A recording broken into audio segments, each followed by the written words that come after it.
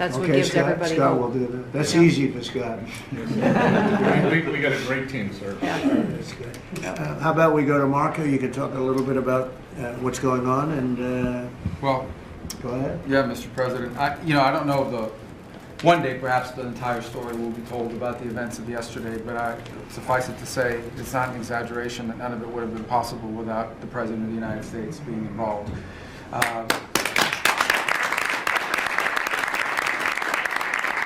Now ask yourself, what kind of pressure must exist when a world leader picks up the phone and speaks directly to powerful nations, not to negotiate policy, but to bargain for human lives? This wasn't about trade deals or treaties. This was about people trapped for 2 long years, waiting in darkness while world powers argued over politics and territory. And suddenly everything shifts. Why? Because someone at the top chose to break protocol, to step out of the usual diplomatic script, make it personal. That's where the clash begins. Official diplomacy versus personal influence. Normally, governments move slowly, cautiously, hiding behind committees and statements. But here, insiders describe a different scene. Late night calls, intense pressure, direct appeals to leaders of nations that don't even sit comfortably at the same negotiation table. Why would they listen? Why respond now? The answer points to one thing, personal leverage. Not power on paper, but power in presence. Influence built over time, not through speeches, but through relationships.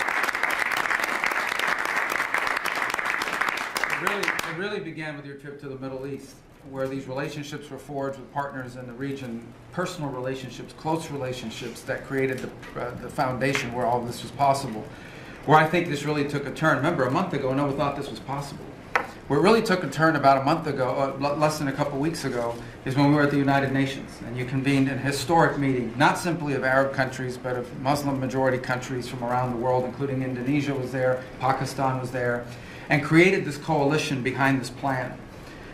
Then on that following Monday, you met with the Prime Minister of Israel here, and that plan was presented. And then, of course, our great negotiating team followed up on it. But let's be real. Countries don't suddenly unite out of kindness. So what pushed them to move? Was it humanitarian concern or something deeper, something strategic? According to sources close to the situation, this coalition was not built in conference rooms, but in private conversations, subtle diplomatic nudges, and behind-the-scenes guarantees. And this silence around the process, that's where the tension truly lies.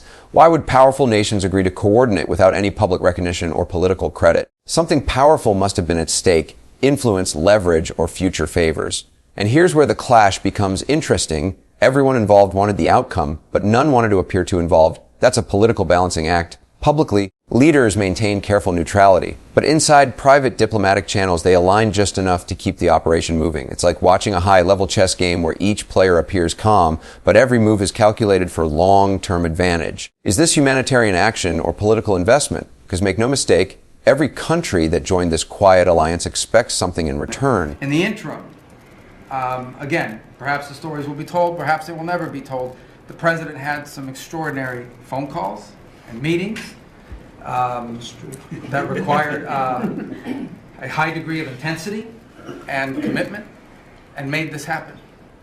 And I think what's important to understand is that yesterday what happened was really a human story. There's a geopolitical aspect to it, there's no doubt about it. It creates the conditions for Gaza to one day be a normal place again, and people to have a better life, and Israelis to be safe. But yesterday was a human story.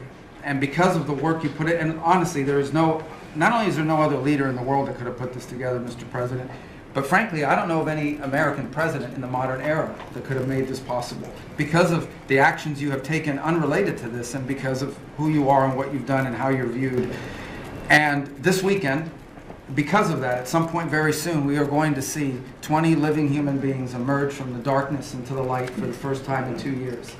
And that is because not only were you used the credibility and the power and the prestige of this office and the relationships you created, and you committed yourself to making it happen. And I think it will go down as a historic moment in the history of our country, and something our country should be very proud of.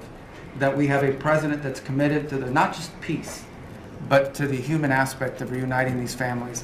My last point on this is, just a couple of days ago, Secretary Lutnick hosted us all, many of us, at the Kennedy Center. And we had these families, we've interacted with them for so many years, for 2 years now. And the stories are heartbreaking, both whose families are alive and those who are deceased as well, who want their relatives back so that they can complete the process of grieving. And it was, we had all hoped that perhaps that was the day that we would have an announcement for them on the anniversary of the 7th. But I know you were able to speak to some of those families last night.